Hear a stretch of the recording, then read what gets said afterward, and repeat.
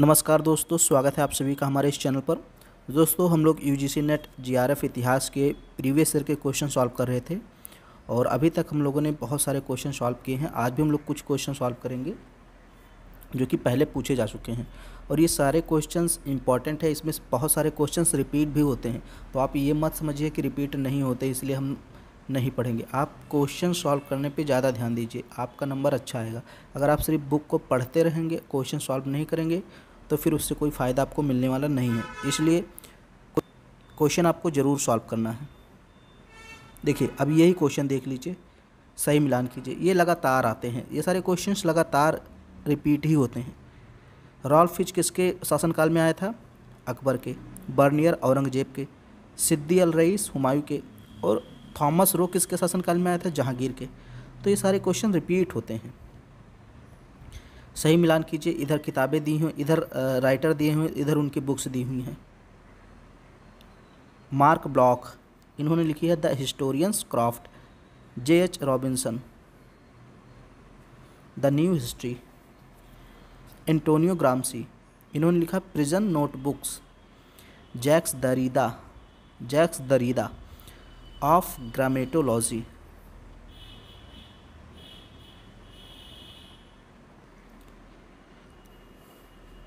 ये प्राचीन काल की बुकें हैं। पंच सिद्धांतिका किसने लिखी है? वराहमिहिर ने। ब्रह्मसूत्र तो आपको पता ही चल जाएगा, ब्रह्मगुप्त ने। अष्टांग संग्रह बाणभट्ट, देखिए ये बाणभट्ट नहीं है, कई लोग इसको बाणभट्ट समझ लेते हैं तो ये गलत है। एक और थे बाघभट्ट, तो ये बाघभट्ट हैं। निघंटु किसने लिखे? धन्वंतरी ने।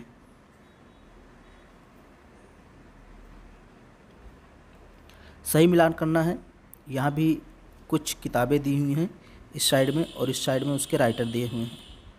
ये थोड़ा कठिन हो जाता है, जो इंग्लिश में रहती हैं बुकें और उनके राइटर, ये थोड़ा कठिन हो जाता है, लेकिन फिर भी आप एक दो बार तो देखिए कम से कम। माइकल एच फिशर ने कौन सी किताब लिखी है? The political of British origin of India 1758 to 1857। A Brewer ने कौन सी पुस्तक लिखी है? यहाँ ए ब्रेवर होगा। ए ब्रेवर ने लिखी है Marxist theories of imperialism. Shigeru Ishikawa ने लिखी है economic development in Asia perspective. और कार्ल पोलांजी ने लिखी है, इनकी थोड़ी सी बड़ी बुक है, एक प्रकार से इसका नाम बड़ा है, the great transportation the political and economic origin of our times. ये कार्ल पोलांजी की है, तो इसको आप ऐसे मिला सकते हैं।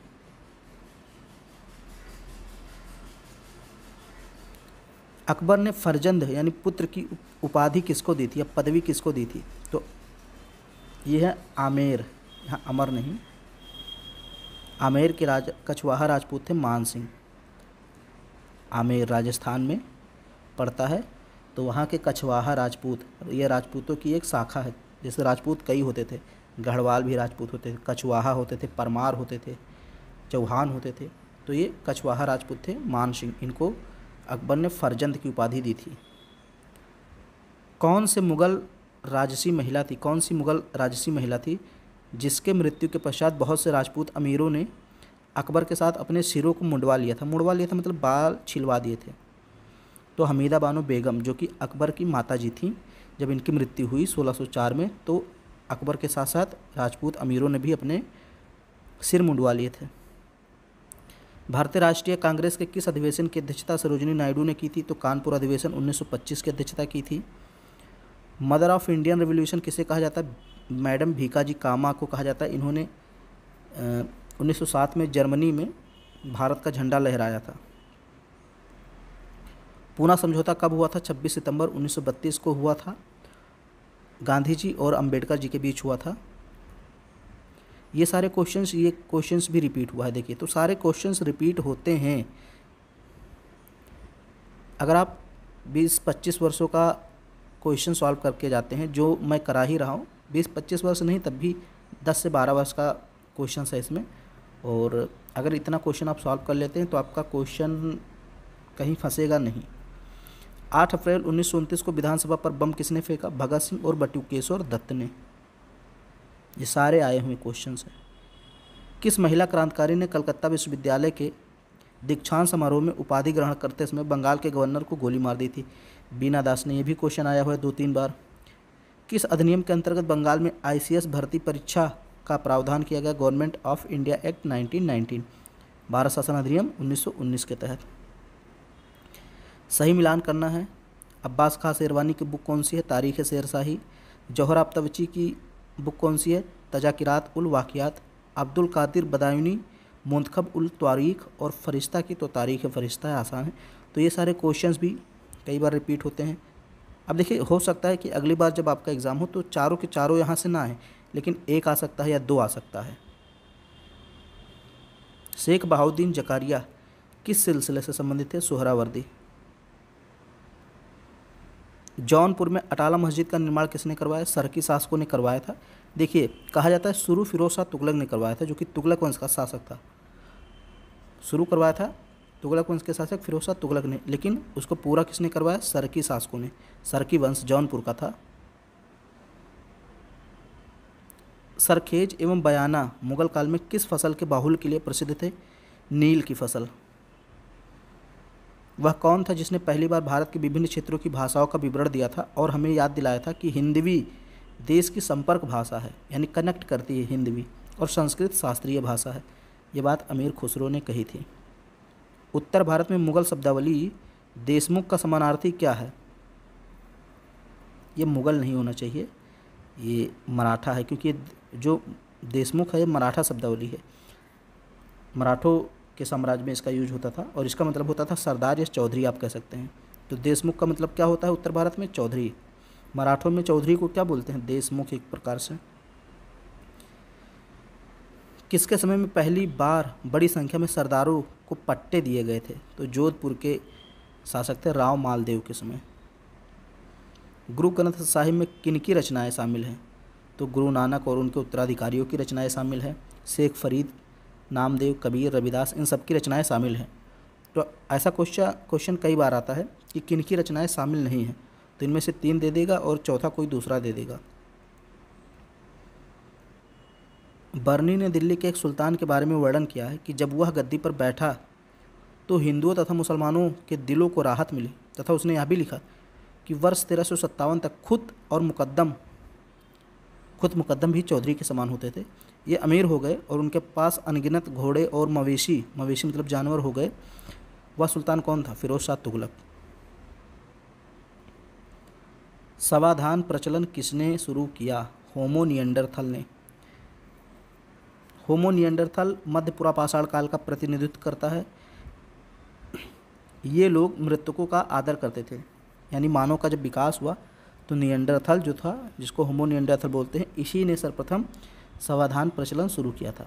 पहले ज़माने के मानव थे निएंडरथल, होमो इरेक्टस, ऑस्ट्रेलोपिथेकस, ये सब मानव के विकसित एक प्रकार से धीरे धीरे विकास करने वाले जाति हैं। शवों को पूजा की सामग्रियों सहित कब्र में दफना देते थे ये लोग। इस प्रकार ये लोग किसी न किसी प्रकार से धर्म और पुनर्जन्म में विश्वास करते थे। तो अगर क्वेश्चन आता है कि किस प्रकार के मानव धर्म और पुनर्जन्म में विश्वास करते थे, तो होमो निएंडरथल। मनुष्य का धीरे धीरे विकास हुआ। आज हम लोग होमो सेपियंस की शाखा बताए जा रहे हैं। हमारा पूर्वज कौन है? होमो सेपियंस। सही मिलान कीजिए। मोहनजोदड़ो घोड़े की मृण मूर्ति, यानी घोड़े की मृण मूर्ति कहाँ मिली है? मोहनजोदड़ो से। यज्ञवेदी लोथल से मिली है। कालीबंगा से भी मिली, लेकिन कालीबंगा यहाँ नहीं दिया है। आरा का पहिया कहाँ से मिला है? आरा पहिया ये हड़प्पा से मिला है। पिराक एक स्थान है, यहाँ से घोड़े का जीवाश्म मिला है। किस पुरोहित ने गायत्री मंत्र का संकलन किया? विश्वामित्र ने। ऋग्वेद के 3 मंडल में गायत्री मंत्र का उल्लेख किया गया है। जब सूर्य चमकने लगता है तब उसे सविता कहते हैं। सविता आपने सुना होगा, सवित देव। सूर्य को हम लोग सविता या सवित देव भी कहते हैं।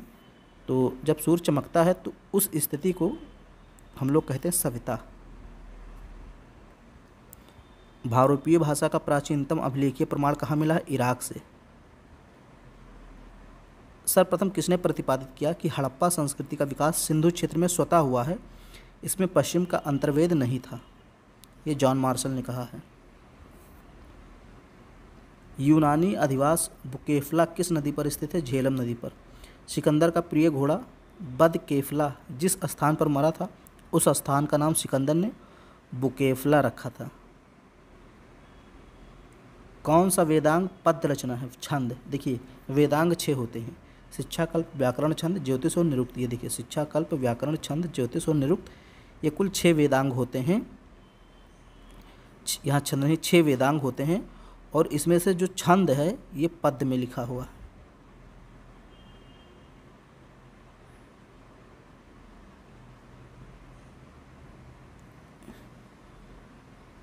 ये क्वेश्चन थोड़ा सा गलत हो गया है यहाँ पे। किस वंश के शासकों ने सर्वाधिक सोने के सिक्के चलाए थे? सर्वाधिक शुद्ध सोने के सिक्के किसने चलाए थे? तो कुषाण शासकों ने। तो ये क्वेश्चन यहाँ पे रिपीट हो गया है सिकंदर वाला। तो कुषाण वंश के शासकों ने सर्वप्रथम शुद्ध सोने के सिक्के चलाए थे। कांची के कैलाश मंदिर का निर्माण किसने करवाया था? नरसिंह वर्मन द्वितीय ने शुरू करवाया था और महेंद्र वर्मन द्वितीय ने इसको कंप्लीट करवाया।